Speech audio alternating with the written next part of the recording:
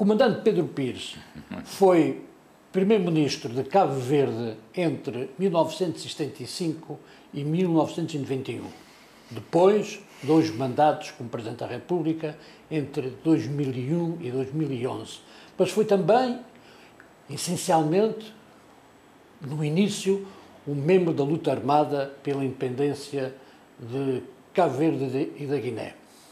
Comandante, obrigado por nos receber nas suas instalações aqui na cidade da Praia. Vamos começar um pouco, ainda antes destes 50 anos.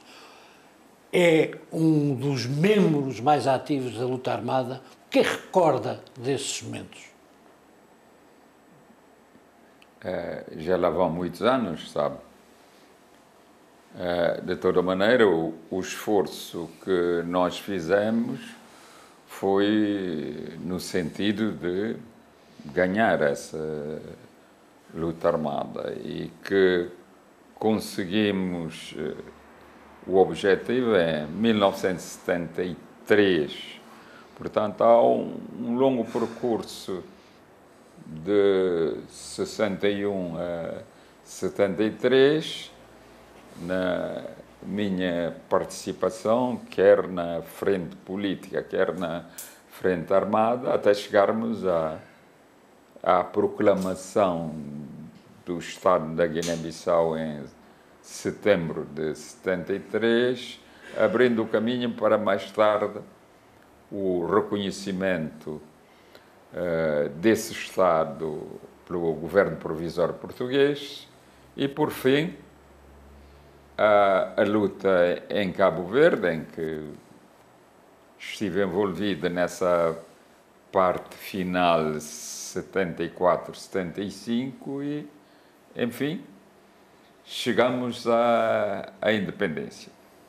A luta armada teria sido a fase mais complicada, mais exigente, mas que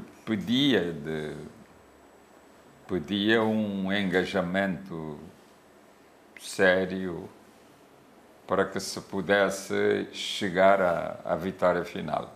Custou muito, mas o importante é o resultado. E o resultado é que em 74 o Estado da Guiné-Bissau, a República da Guiné-Bissau, foi reconhecida pelo governo provisório português e abriram-se as condições para, mais tarde, negociarmos a independência de Cabo Verde. Portanto, o que posso dizer neste momento.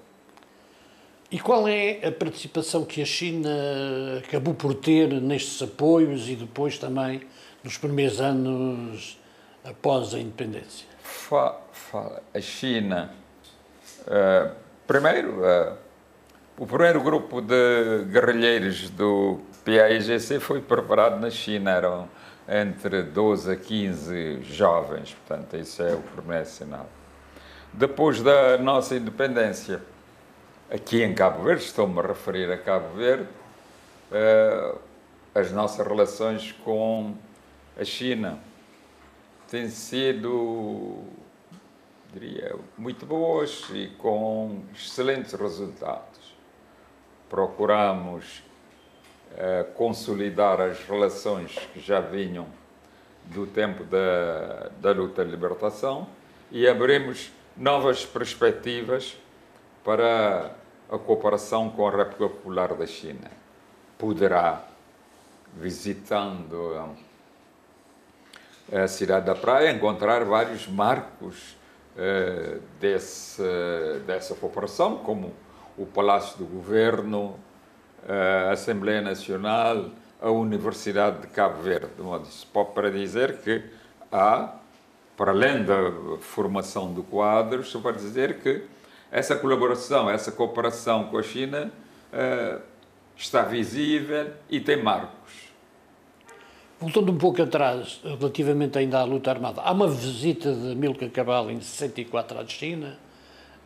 Hoje, passados estes anos todos, digamos, o papel que cada um dos membros ou das figuras mais desconhecidas da luta armada é consensual ou há ainda dúvidas ou discussões sobre o papel que cada um possa ter tido? Não entendi bem a sua pergunta, se é consensual a luta armada. O papel que cada um dos...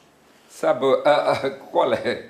Estamos num mundo de disputas na área da memória e na área das ideias. Portanto, uma autêntica guerra de ideias, cada um querendo oferecer a sua solução como a universal. Ora, isso eu não concordo com o pensamento único, nem concordo com o modelo económico único. Vamos analisar o mundo tal como ele é, com as várias experiências. E se nós vamos ver a experiência chinesa, China hoje é uma grande potência, do ponto de vista económico, será a segunda ou possivelmente a primeira. E do ponto de vista importante, aqui é do ponto de vista científico e tecnológico. A China, ninguém pode ignorar o papel da China, a capacidade da China, sobretudo os avanços da ciência e da tecnologia chinesa nos últimos anos. Portanto, a China é um ator político internacional de dimensão universal. Também é esse. Não é um pequeno ator, mas é um ator político da primeira grandeza. De modo que a China é essa potência com a qual nós temos mantido relações de cooperação e que esperamos poder manter isso por longos tempos. Li recentemente duas académicas dizendo que não havia, passados 50 anos, consenso sobre o papel de Amílcar Cabral na independência de Cabo Verde. Partilha dessa opinião? Nós não precisamos de consensos, sabe? Porque a figura de Amílcar Cabral está presente todos os dias no nosso país. Só os cegos é que não conseguem vê-la. E a figura de Amílcar Cabral está presente na África, está presente na Europa, nas Américas. É uma figura universal. E essa figura universal não precisa de favores de Cabo Verde. Ultrapassou essa dimensão para ser uma figura universal. Portanto, não precisa de favores de Cabo Verde ou de consensos de Cabo Verde. Não precisa, porque a figura é universal. E o papel dele, de Amílcar Cabral, primeiro na concessão, depois no desenvolvimento e, por fim, na vitória, que foi uma vitória pós-morte. Ora, as vitórias pós-morte só acontecem com as grandes figuras, não acontece com uma pequena figura qualquer. Portanto, a figura de Amílcar Cabral, o papel histórico de Amílcar Cabral, como combatente pela liberdade, como pensador, como estratega, isso não tem contestação. E o que houver são resquícios que muitas vezes vêm das lembranças do passado colonial. 75, 91, foi Primeiro-Ministro. Como foi estes primeiros anos? Portanto, foi o principal responsável logo a seguir à independência, certamente o país era outro do que é hoje. Foi muito difícil. Sabe que, primeiro, é preciso conhecer o ponto de partida, de onde partimos. Partimos de uma situação catastrófica e de uma situação de crise multifacetada em relação a todos os setores da vida social, da vida económica, da vida política. Portanto, a tarefa era de pôr de pé esse Estado que inicialmente estava falido, não tinha recursos. Pôr de pé esse Estado, pô-lo a funcionar, fazer dele um Estado credível, fazer dele um Estado respeitado, está claro, foi uma grande tarefa. porque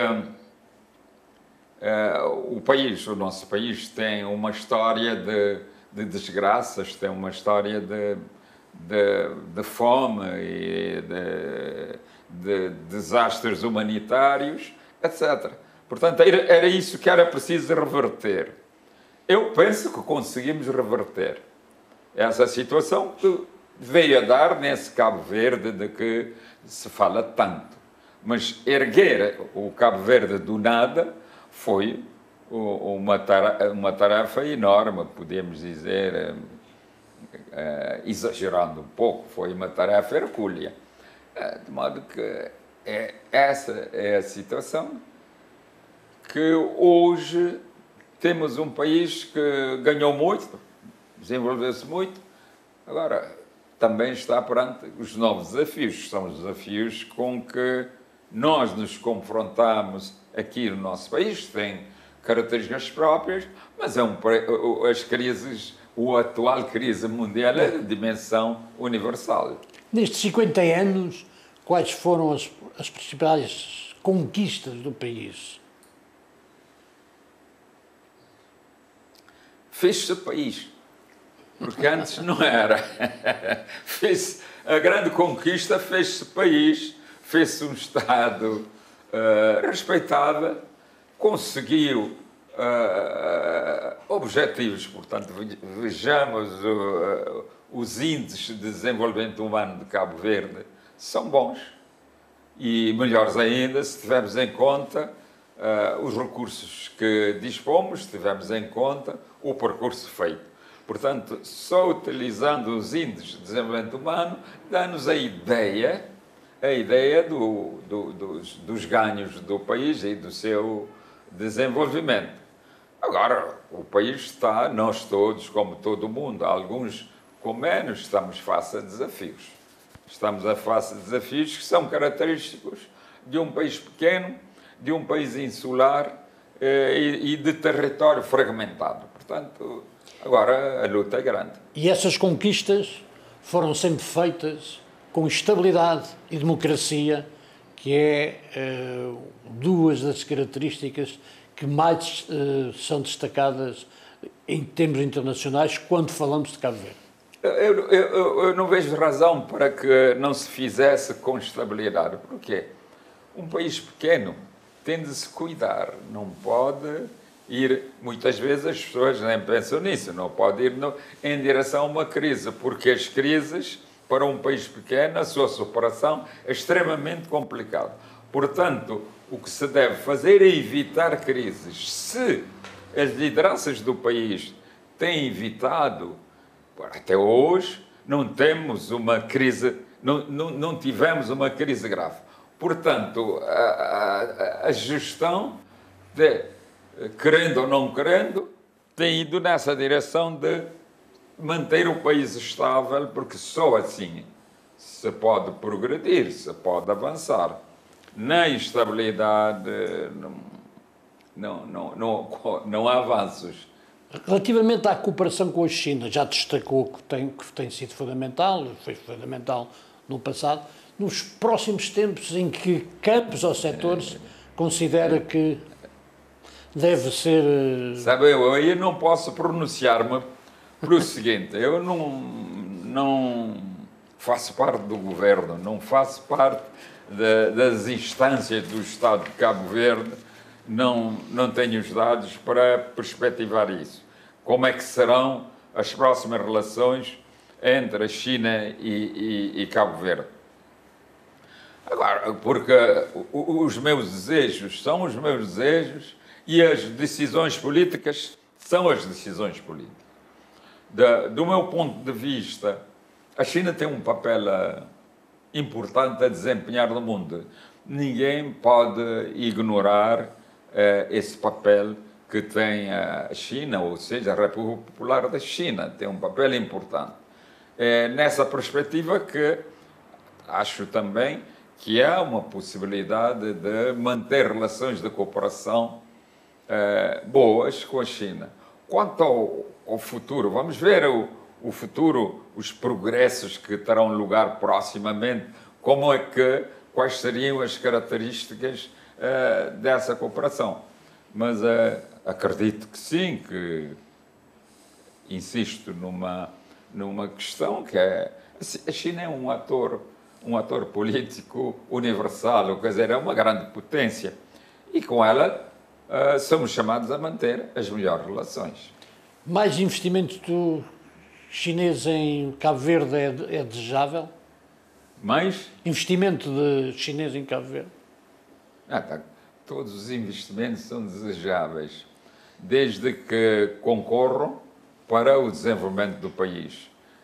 Tudo depende dos governos. Eu acho o governo de Cabo Verde deve manter boas relações com a China e negociar com a China os eventuais investimentos no campo económico. Portanto, aí é decisão do governo cabo-verdiano é que deve agir, deve trabalhar nessa direção. Uma coisa, como eu disse atrás, uma coisa é o meu desejo, outra coisa são as decisões dos governos. E como é que, enquanto teve responsabilidades, primeiro com o Primeiro-Ministro, depois com o Presidente da República e agora, vê o relacionamento entre Cabo Verde e Macau? Eu visitei Macau precisamente numa altura, creio que se estava a discutir essa questão. Entendo que Macau, tendo em conta o seu passado, está vocacionado para ser uma espécie de porta de entrada de Cabo Verde na China. Vai depender da política do governo de Cabo Verde, não é? Porque também essa relação muitas vezes é vista no âmbito dos outros países africanos da língua oficial portuguesa, portanto dos PALOP. Isso vai depender portanto, das decisões tomadas nessa área. Mas acredito que Macau é uma espécie de porta de entrada dos países que falam português na China, a República forte de entrada, nossa porta de entrada na República Popular da China. Se Macau puder desempenhar esse papel, seria extremamente importante. Como é que olha para o papel do Fórum Macau nesta relação de aproximação da China, dos países de língua portuguesa e de Macau? Olha, a China tem uma política inteligente.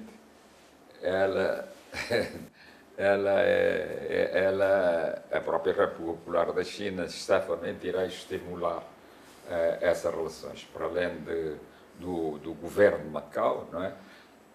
Deve trabalhar, do meu ponto de vista, deve trabalhar nesse sentido, mas a própria República Popular da China certamente estimulará esse relacionamento através de Macau. Eu penso que é mais simples. É mais simples. Se pudesse dar um conselho aos atuais líderes africanos sobre o relacionamento que devem ter com a China, o que é que diria? Não, eu não gosto de dar conselhos. Não gosto de dar conselhos porque as pessoas também não gostam de conselhos. Sentem-se suficientemente adultas e preparadas para conceberem o seu projeto de relações, etc. Mas olhando para o continente africano, vemos a presença da China em grandes projetos. Acredito que a China tem um papel importante, particularmente na infraestruturação da África. Pode desempenhar esse papel. Veja o seguinte, há uns, é capaz, não são 50 anos, mas há uns 40 anos atrás, o caminho de ferro que liga a Tanzânia, ou a Zâmbia, quer que a Zâmbia, a Zâmbia, ao Índico, para chegando a Dar es Salaam. Portanto, nessa altura, esse caminho de ferro teve um papel importante. E a ideia do caminho de ferro, do desencravamento, creio que é a Zâmbia, desencravamento aí desse país do interior africano foi extremamente importante. E tem a presença da China na área das infraestruturas, creio que tem se desenvolvido bastante bem. A África precisa de melhorar as suas infraestruturas, sobretudo a sua rede de estradas, de caminhos de ferro, etc. Precisa de fazer tudo isso para garantir o seu desenvolvimento. Creio que agora, por exemplo, um dos exemplos está-se a desenvolver, creio, com o Níger, o transporte do petróleo do Níger para o Atlântico, esse pipeline, penso que é chinês. E esta situação internacional que hoje vivemos e que é conhecida, acabará ainda por aproximar mais a África à China e a China à África? Eu penso que sim. Eu penso que sim, que a política que a República Popular da China tem feito, eu acho, contribui para isso. Eu penso que sim, mas voltando, a África tem necessidade de investimentos, mas a ideia de como garantir o desenvolvimento económico africano nos próximos tempos passa por grandes projetos. Eu penso que a economia chinesa pode ter um papel importante nesse aspecto. E como é que reage àqueles que dizem que depois acaba por haver uma grande dependência relativamente à China dos países africanos? Mas, sabe, essa questão, cada um puxa a brasa para a sua sardinha, como costumam dizer os portugueses, de modo que não vejo os riscos. Tudo depende da política do Estado. Se um Estado quer aumentar a sua dependência, isso é outra questão. Mas se um Estado quer manter ou aumentar a sua autonomia, pode. Portanto, não depende da China, depende mais dos países que se relacionam com a China, que fazem contratos com a China. Não depende, não é uma questão chinesa, é mais uma questão dos países que organizam e realizam essa cooperação com a China.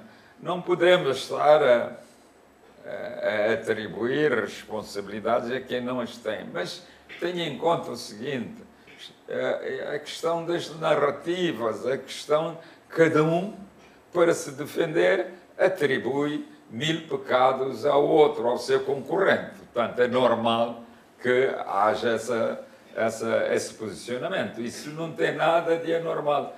É a briga ideológica ou concorrência económica, a isso obriga. Passados estes anos todos, valeu a pena.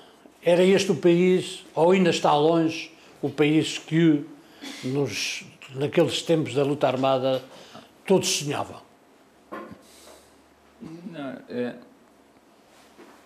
Não é a luta da libertação não é uma questão de números, ultrapassa isso, é uma questão de dignidade, é uma questão de personalidade, é uma questão cultural, é uma questão identitária, ultrapassa esse balanço que se pode querer fazer, um balanço de números. Aquele que recupera a sua dignidade e recupera a sua autonomia de decisão, vale sempre a pena. Não vale a pena se nós nos situarmos isso à volta de números ou qualquer coisa do género. Não, a coisa ultrapassa os números para ganhar uma outra dimensão. É uma dimensão ética, uma dimensão identitária e uma dimensão política. Para terminar, que mensagem deixa à comunidade cabo-verdiana, que tem forte presença em Macau? À comunidade cabo-verdiana em Macau, a minha mensagem é que sirvam de embaixadores de Cabo Verde em Macau e que contribuam para uma maior proximidade entre Cabo Verde e Macau. Eles, esses cabo-verdianos, são nossos embaixadores, são nossos representantes. Portanto, como isso, nesse papel, eu acho que eles têm uma função importante a desempenhar para, enfim, representar e promover Cabo Verde. Representar e promover a imagem de Cabo Verde. Eu acho que sim, tem esse papel, digamos, cultural, político e social importante. Muito obrigado. Nada, de nada. A entrevista com o comandante Pedro Pires passa a estar agora disponível nas plataformas digitais da TDN.